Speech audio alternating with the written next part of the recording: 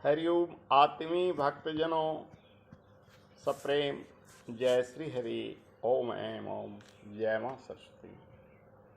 आज का प्रसंग है, एक बार पर्शिया के नागरिक बहुत परेशान हो गए क्योंकि पक्षी उनके खेतों का अनाज खा जाया करते थे।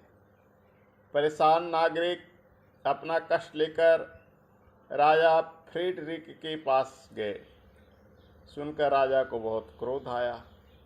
उसने तत्काल राज्य के सभी पक्षियों को मारने की घोषणा कर दी। पक्षियों के मारे जाने पर नागरिकों ने उत्सव सा मनाया और यह सोचा कि उनकी सारी समस्या खत्म हो गई है। लेकिन अगले वर्ष खेतों में अनाज बोने पर एक दाना भी नहीं उगा। राजा ने कारण पता लगाया तो पता चला कि मिट्टी में जो कीड़े थे उन्होंने बीजों को खा लिया। पहले इन कीड़ों को पक्षी खा जाया करते थे जिससे बीज सुरक्षित रहते थे, लेकिन इस बार पक्षियों के न रहने से फसल के होने से पहले ही त्राहि त्राहि मच गई। जब यह कारण सबको पता चला तो राजा से लेकर सामान्य नागरिक तक हर कोई अपनी नादानी पर पछताया। उन्होंने यह महसूस किया कि सृष्टि में सभी प्राणी एक दूसरे पर निर्भर हैं।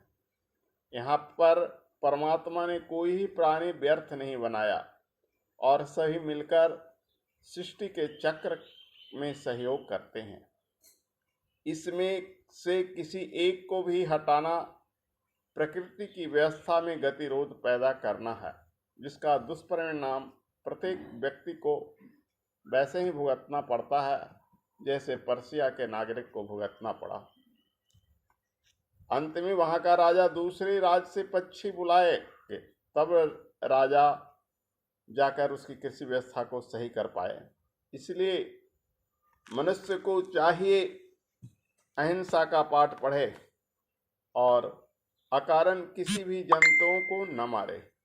घरों में अक्सर छिपकलियां दीवार पर रहते हैं तो लोग उसे मारने वाला रसायन का प्रयोग करते हैं, लेकिन ये भूल जाते हैं कि छिपकलियां भी उनके सहयोगी हैं, क्योंकि छिपकलियां कॉकरोच को खाया करती है और घर में जो कीड़े मकोड़े होते हैं, फतिंगे होते हैं, वो सब छिपकलियों का आहार है। अगर आप छिपकलियों को मार देंगे तो वो कीड़े का सामना करना पड़ेगा। खाने पीने के भोजन के वस्तुओं में वो कीड़े गिर जाएंगे, अंत में आप रोग के शिकार हो जाएगा। इसी तरह से हर प्राणी, कोई न कोई प्राणी बेकार नहीं जाता है। घर में आपका चूहा उपद्रव करता है तो जो सांप आपका भयंकर है, जिससे आप डरते हैं, वो सांप चूहे को खा जाता है। इसी तरह से सृष्टि के चक्र में हर जगह कुछ न कुछ बना हुआ है जो सृष्टि क्रम में आपकी सुरक्षा स्वयं प्रकृति करती है। जिस सांप से आपको डर है उस सांप को मोर खा जाता है, उस सांप को नेवला खा जाता है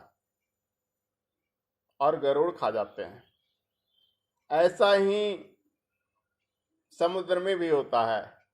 छोटी मछली बड़ी मछली को खा जाती है, बड़ी मछली को मछुआरे पकड़ कर ले जाते हैं।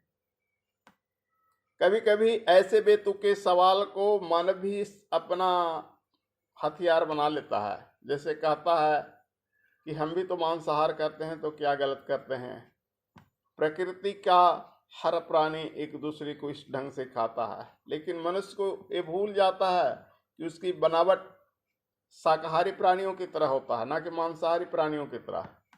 यहाँ तक कि अमेरिका के बहुत बड़े वैज्ञानिक डॉक्टर प्रोफेसर बैरन कुवियर ने लिखा है, the natural food is of man during from his structure consist from fruit roots and vegetable.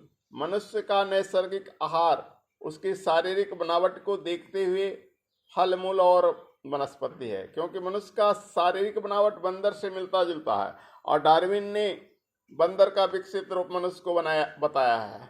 तो इस आधार पर भी बंदर फल फूल खाते हैं, मांसाहार नहीं करते हैं, तो मनुष्य को मांसाहार नहीं करना चाहिए।